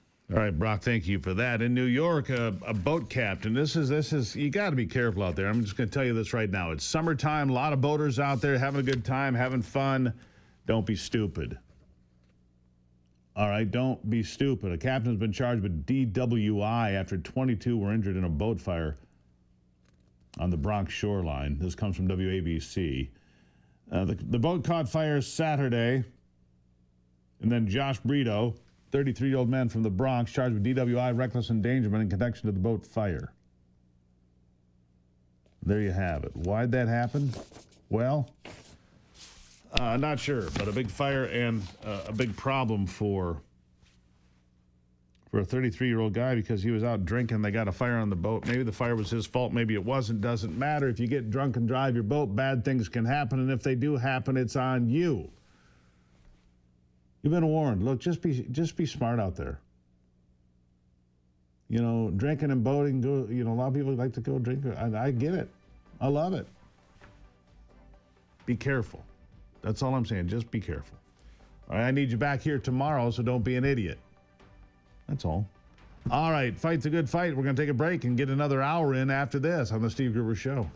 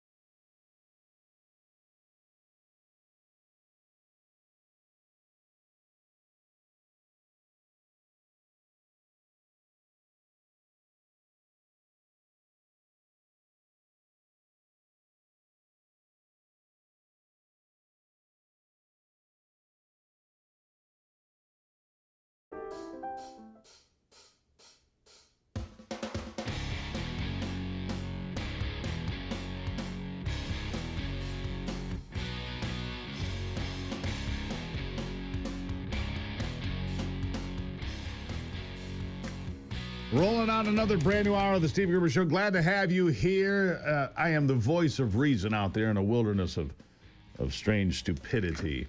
Glad to have you here as we fight for you from the foxhole of freedom in Studio G. It's a great way to start your week right here with me. Three big things you need to know this hour. Number one, did you know that the insurance companies are flying drones over your house to see what you're up to and maybe charge you more or cancel you altogether? Number two, a bill aims to bring firearm safety classes to Michigan schools, something we've talked about here a very long time. Apparently, they've been listening to the Gruber Show. Good for them. And number three, I want to share this with you.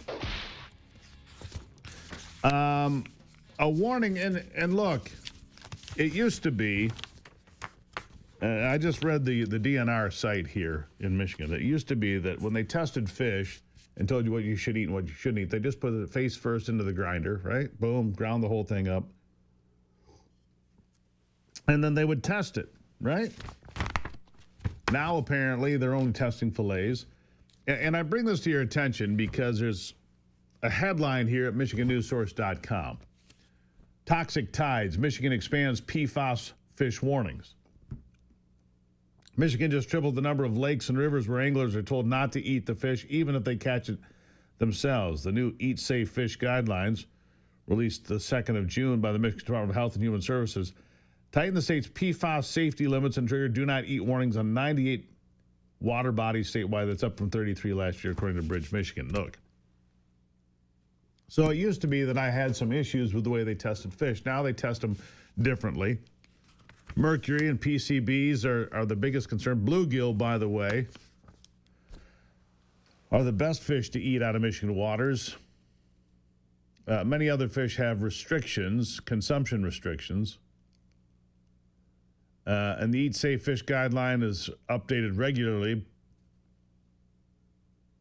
But not all fish and not all, guidelines are updated every year. So you can go and you can get in there by county at the Michigan.gov, and you can find, Little Traverse Bay, Grand Traverse Bay, Green Bay, Little Bay to Knock, all over the place. Bluegill, yellow perch, and panfish, the best choice. That's what they say here. Brown trout are limited. Carp do not eat, they say. Do not eat carp. It's because of what they are. Coho salmon, 1 or 2 servings a month. Lake trout, 6 per year. I wouldn't eat lake trout anyway. Whitefish, 6 per year. And I'm just looking at it. That's certain places. And they've got listings for every county. And every lake, Elk Lake, Ellsworth Lake. This is in Antrim County, by the way. Intermediate Lake, Lake Bel Air, Lake Skagabog. Anyhow, when it comes to PFAS, that's what I wanted to focus on here from the Michigan News Source article. PFAS, a group of man-made forever chemicals found in everyday products like cosmetics, cookware, waterproof fabrics. New research shows they're far more hazardous than they were once thought. Fish are absorbing them in alarming amounts. These chemicals have been linked to cancer, hormone disruption, fertility issues, and immune system problems. It brings you back to Wurtsmith Air Force Base. These chemicals are a problem. State health officials now advise against eating any fish with more than 49.6 parts per billion of PFOS. That's the most common PFAS compound. That's 6 times more strict than the 2014 limit. One environmental group welcomed the updated guidelines, but warned Michigan's still playing defense. The real message here, according to Erica Bloom of the Ann Arbor-based Ecology Center, is that we have to turn off the tap on these chemicals or we're never going to get anywhere. Well, the problem is these chemicals have been around for a long time and they're in the environment. And it's a problem. If you are concerned about what's in the fish, go ahead and read the advisories, but the stuff's ubiquitous. It's everywhere. Sadly, it's everywhere. All right, meanwhile, some folks in Lansing, elected officials, backing a bill that would allow schools to offer firearm safety programs. Again, this comes from Michigan News Source. This is your entire news day at MichiganNewsSource.com. My news company, and something you should be looking at if you want to know what's happening in your state of Michigan. House Bill 4285 would create an elective firearm safety program available to all schools. The curriculum to be developed by the Michigan Department of Education and the Michigan Department of Natural Resources. Course materials would include proper usage and handling of firearms, safe cleaning and maintenance of firearms, and safe hunting practices. Like most northern Michigan residents, I've loved the outdoors for as long as I can remember, said State Representative Parker Fairbairn of Harbor Springs. He's a co-sponsor of the bill. My brother and I attended hunter safety years ago, and we still enjoy hunting together with our dad. I'm proud to support legislation that will allow schools to offer students the opportunity to take hunter safety. Pretty good idea, actually. Look, I've said this for a long time in this program, so I'm going to say Parker's right about this. We have, 300 million guns in America, maybe 400 million guns in America? Depends on who you ask, right, to get at a number. Guns are here. They're not going anywhere, so teaching firearm safety is critical to the safety of our state, to our country. If you're going to encounter a firearm, it's probably best that you know how to deal with it. If you are otherwise uninterested in owning a gun, you should still understand how they work, and how they don't work would be just important, what they can do and what they can't do. By the way, this course in Michigan schools would also meet hunter safety requirements for obtaining a hunting license. So says Kurt Vanderwall of Ludington. In communities like the one I represent in northern Michigan, hunting isn't just a pastime, it is a long-held tradition and a way of life. But learning the safety of the sport is key for young and aspiring hunters. I agree with that. Look, it's one thing I've said in this program. Some of you like it, some of you don't. I don't have a problem at all with the 8 hours of instruction, or is it 16? Maybe it's 16 hours of instruction that's required in Michigan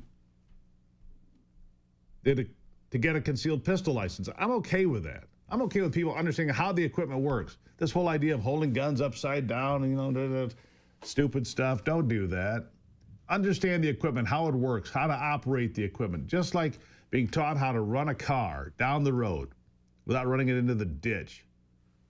Knowing how to operate firearms, I think, is critical. I think that's a great idea, by the way. Parker Fairbairn, I tip my hat to you for doing the right thing here. We should have him on the program to talk about it, by the way. We should, and I will. And then, still to come, we'll talk about these insurance companies looking at you from above with their drones. Yeah. Trampolines, swimming pools, unfenced areas, danger spots. Well, your insurance company coming in and looking down on you. Yeah, it's happening. Make no mistake. We'll talk about that coming up as well. Around the corner, Sam Dorman will be here. A Washington correspondent covering politics and the courts for the Epic Times. Sanctuary City lawsuits. We're going to talk about that coming up. Epic Times, one of my favorites, by the way. Good conservative conversations with the Epic Times. Straight ahead on The Steve Gruber Show.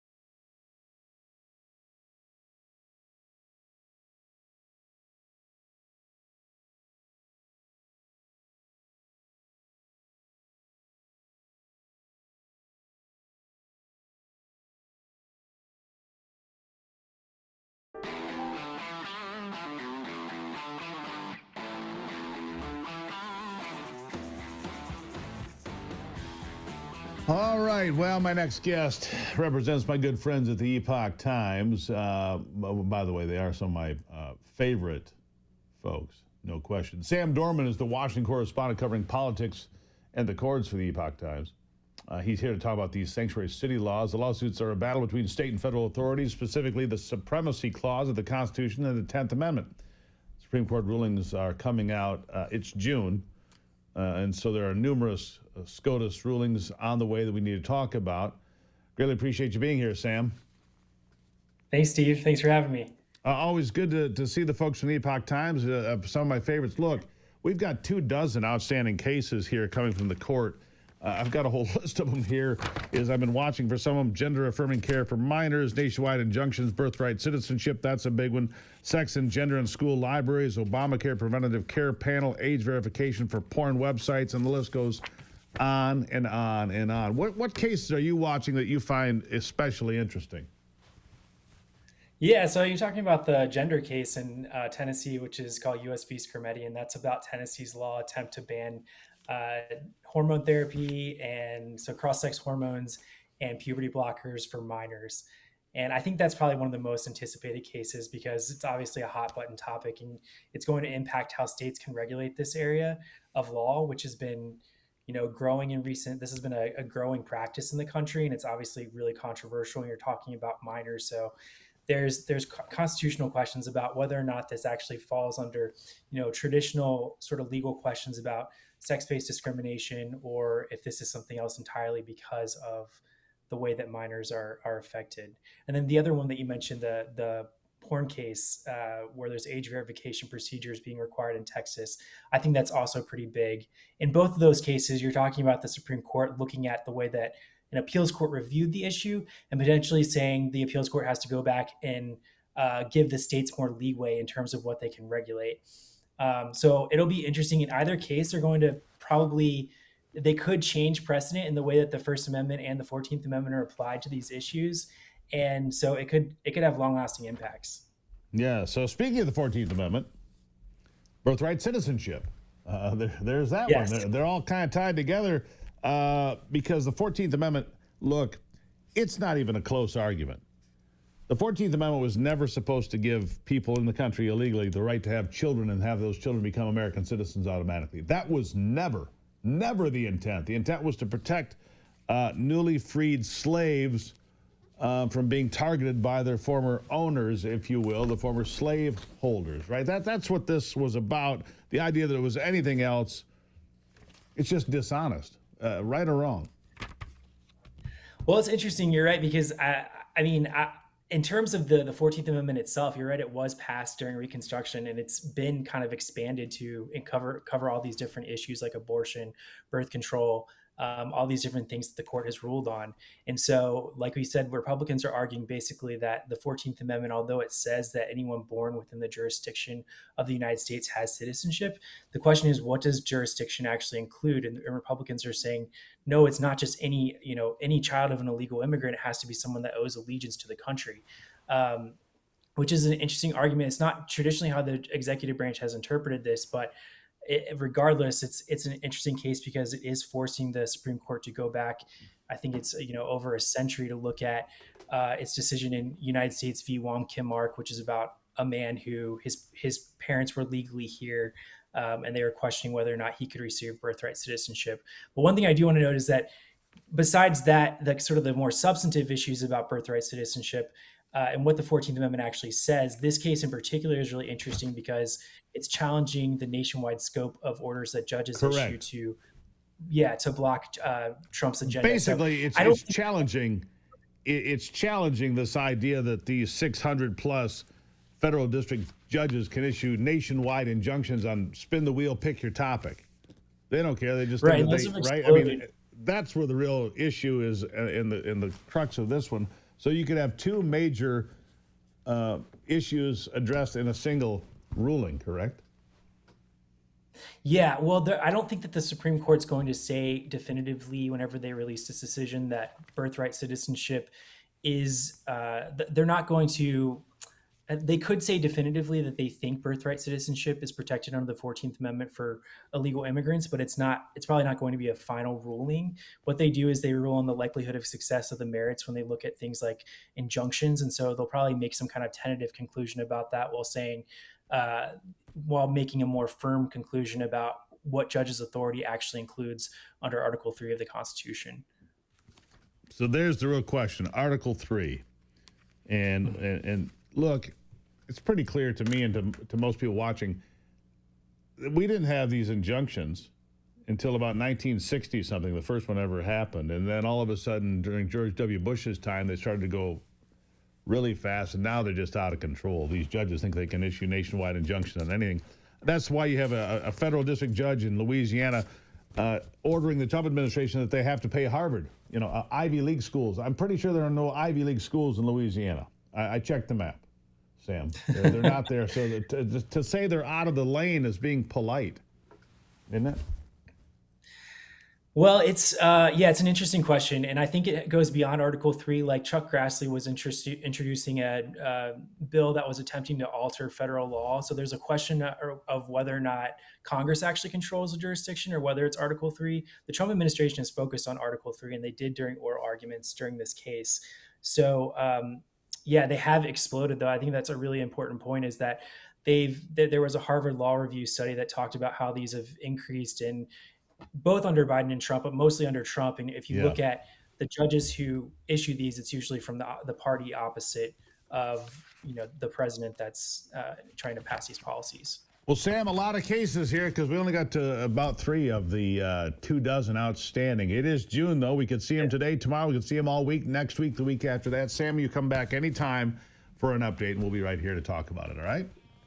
Sounds good. Thank you, Steve. Thank you. Sam Dorman from the Epoch Times, the Washington correspondent covering the Supreme Court. And we cover it for you right here as well. It's the Steve Gruber Show.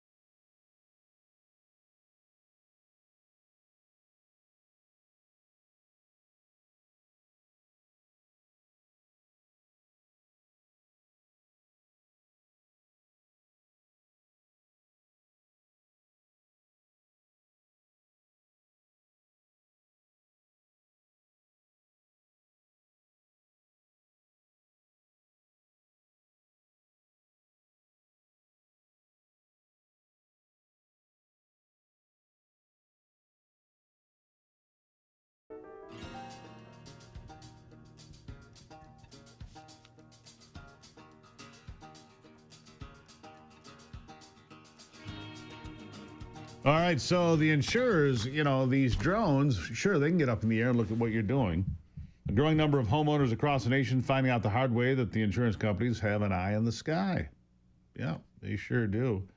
Using them to raise rates, deny renewals, or just cancel your insurance altogether, or cancel a claim altogether. Missing shingles, overhanging limbs, threatening trampolines. Drone inspections are becoming the norm across the country. You may not even know your home's under surveillance until you get a letter demanding you fix imaginary issues or lose coverage. Companies like State Farm, Liberty Mutual, Allstate, all deploying drones. I'm guessing they probably all are. To scope out your house, and you don't even open the door. These tech toys are pitched as helpful tools for safer, faster inspections, but in reality, they're often used to hunt for reasons to raise your premiums or drop you, altogether sometimes based on outdated or unclear images.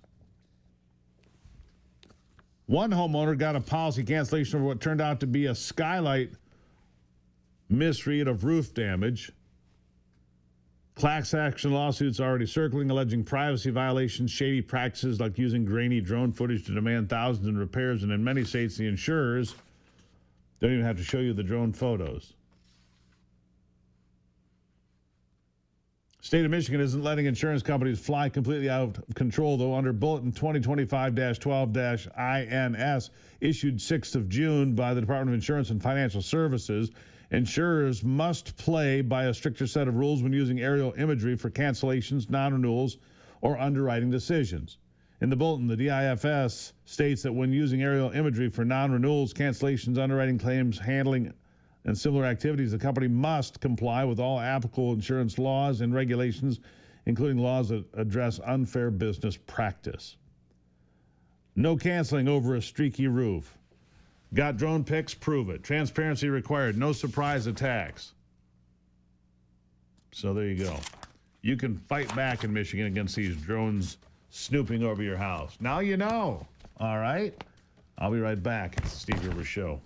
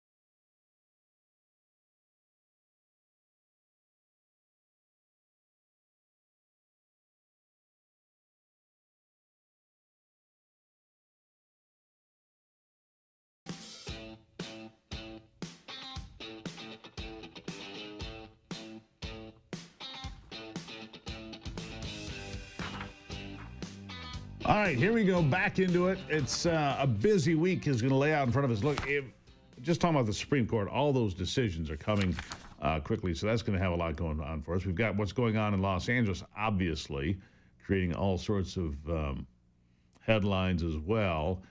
But how about this? Grant transparency legislation. What does that mean? Tom Coons is from Clare. He's a Republican. The House passed a bill to improve transparency around enhancement grants in Michigan's state budget. What's an enhancement grant? Well, let's get to the bottom of it. Here's Tom Coons now. Tom, nice to see you today. Morning to you. Thanks for having me back on. I know you had to wheel over and park the car, and I appreciate you doing that. You're a busy man. What is an enhancement grant, and what do we need to know about these things? So listen, when it used to be in the budget process, it'd get late, and we're talking about an $85 billion budget in the state of Michigan, and we'd get late in the process, and somebody would show up and say, I just can't support this, but if you sweeten it a little bit for me, if you give me a little something for my district, and a lot of times it's a good thing. It's a fire truck or a sewer extension. There are valid reasons for people to ask for money for their district. The problem is this happens literally in the middle of the night, the last minute, and now the budget goes through. So what we're saying is if you want money for your district, for whatever the reason, we had a representative ask for money for Michigan Tech. Great, that's a valid request. You're going to make it public. The law says March 17th, so you're going to fill out a really simple form. It's a one-page form. You're going to complete this form, and it's going to be out so everybody can see it. And that's all we're saying, transparency. We want people to know what's going on in Lansing. This is a good thing. And that's why it passed unanimously. Yeah, pretty simple. Just you don't get to slide it through in the dark. So it passed unanimously. That's it. Unanimously, right. So we had this House rule. Of course, that the Republicans took over the House this year. Sure. This is one of our bedrocks. We are going to be transparent. We want to be out there and do this. And what we're talking about is we made a House rule. Hey, let's do this. We are going to make ourselves do this. And we liked it so much, we said we should expand this not just to both houses of the legislature, the House and the Senate.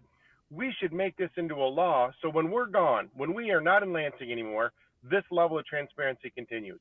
And that's what 4420 does. So I was happy with some Democrats had issues. I'm sorry I interrupted you, Steve. That's right. No, I was just going to say, so it's not often you get everybody on board with anything in Lansing these days. So do you expect it to, make it past the governor? Are we going to get this thing taken care of? Well, she has run on transparency before. Well, she's run away from a lot of things before, and she ran on fixing the roads, too. I don't know how your drive-in is today. It knocks my fillings loose and breaks my car, but go on. Yep. So I'm optimistic. I think you have to be an optimist in this job.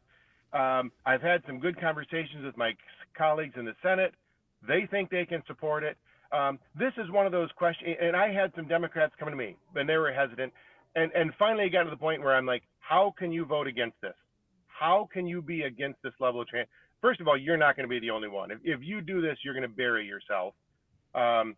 So that's where we're at with the governor. Governor, this doesn't affect her. This only affects the House and the Senate. So I don't know how she could be against it.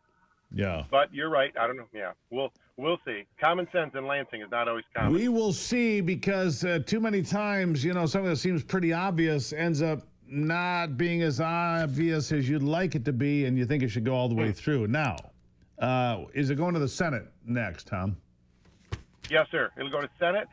I think maybe appropriations. And unfortunately, the timing, right now is budget season, so everything is going to be budget. All of our conversations are going to be budget related.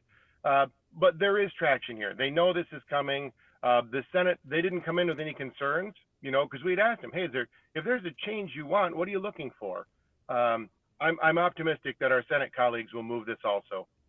It might be August or September, but let's move it. Let's get it through. Let's get it. So just so I understand, the reporting period would be what? I mean, you want to put in something because you want to put a playground in your school or whatever it turns out, or a splash park or whatever it is. What's the period? So it comes in the middle of the night. Here's 3 o'clock in the morning, and Tom, you want something for your district. You say, I can't support this bill unless I get a little something for my people. When does it have to be reported? When does that have to be exposed and put out for all to see? March 17th. March 17th. So this is, if it's not filed by March 17th, it does not go in the budget. Period. So, period. That's it. That's the end of it. And when does the budget what due? This does, so state law says the budget is due July 1st. So, and what this does, this is not on us. This goes to the department. Hey, Department of Treasury. Hey, DHHS. You will not issue a check unless it's gone through this process. So this isn't a restriction on the legislature. This is a restriction on the departments. So we're looking for them to, if the city of Clare needs a fire truck and I don't follow this process, they're not going to get the money. They'll do it next year. So basically, so what is this going to do, I guess, for people that, if they can't get the pot sweetened, things aren't going to pass? Yeah. That's right. That's exactly right. And that's a decision you have to make. The budget, I didn't like, last year they rolled the budget in one big bill. Right. Well, that's terrible. Let's vote on each individual budget. Let's vote on DHHS. Let's vote on the DNR. Let's vote on Eagle, each individual budget. And that's the way it should be. I don't think we should have this one big, beautiful bill in Michigan. Each thing should do its own. And if you want to vote no on the budget, then vote no on it. I think we have an obligation to make sure the budget is transparent. And that's what this does. There's not going to be there's no sweeteners. That's not going to be that way anymore. And if you want a deal, there are valid reasons to ask for money for your district. But if you want it, you're going to sign your name and it's going to be public. And everybody's going to know it. Everybody's going to know it. There you bet. go. Tom, I won't hold you up any longer. You got places to be. All right. Yeah, you know what? Yeah, headed to Camp Grayling. I'm excited about it. Well, good. Enjoy it up there. Yeah. Should be good weather Thank for you. it. When this gets its next step in the process, you let us know, would you please? I will absolutely do that. I'm excited about it. We're going to keep moving. Tom Coons, really appreciate that from Clare, Michigan. Thank Always you, good Tom. to have you. Good to be here. Thank you, sir. Greatly appreciate. Good to have you here as well. On his way to Camp Grayling. Should be great up there this time of the year. The weather has been just pretty good lately. Finally, it's warming up. Did we have a cold May again? Was it just me? Was May cold again and just kind of meh? Kind of seemed that way to me. This part of the program brought to you by my friends at Wolverine Water. You want the best water of your life? Well, Wolverine is the place to get it. If you're tired of having hard water ruining your appliances, staining your sinks, drying out your skin, at Wolverine Water, they've been delivering pure, clean, great tasting water to Michigan for 75 years. Whether it's well water or city water, American-made water softeners and filtration systems are custom built to fix your water problems. Visit WolverineWaterSystems.com today for a free in-home water test. That's right, free in-home water test. WolverineWaterSystems.com, pure clean water. WolverineWaterSystems.com. I'll take a break and be right back.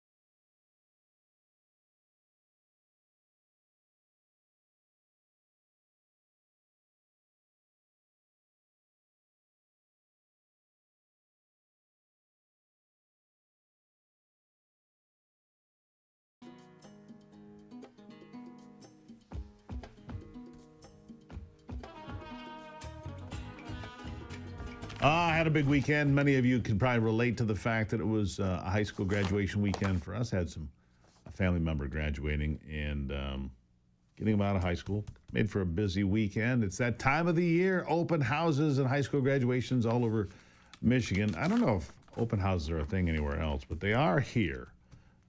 Anyhow, Ivy joins me now because she spends her time with me on the weekends and at work as well. Ivy, good morning. Good morning, Steve. It's always nice spending weekends with you. Oh, there you go. Thank you very much. What's on your mind today? You know, I'm just looking at this situation in California in awe. And, I think back to when we had that entire summer of riots and looting. Oh, 2020. Yeah, 2020. And all of the mainstream media outlets, MSNBC, CNN, are claiming that it's peaceful protesters and nothing to see here. How dare Trump send the National Guard? Just the amount, the level dishonesty? at which they will go to be dishonest is always incredibly shocking to me. And I want you to hear something that Gavin Newsom had to say. Anthony, let's play that. 20 minutes, and this issue never came up. I kept trying to talk about L.A. He wanted to talk about all these other issues. We had a very decent conversation. When was this? This was late Friday night. I think about 1:30 plus his time. After the protests had started here? After the protests, and he never once brought up the National Guard. He's a stone-cold liar. He said he did. Okay. Stone-cold. Yeah, stone-cold liar. Okay, why is Gavin Newsom always deflecting blame? And we're talking about the California wildfires. Who he is. The empty reservoirs, the $12 billion deficit the guy has, riots in the street. These rioters are... Another thing is, how is it that there's always like cinder blocks or bricks readily or all available. These things that all of a sudden show up and that these protesters can then throw at police officers or buildings or cars?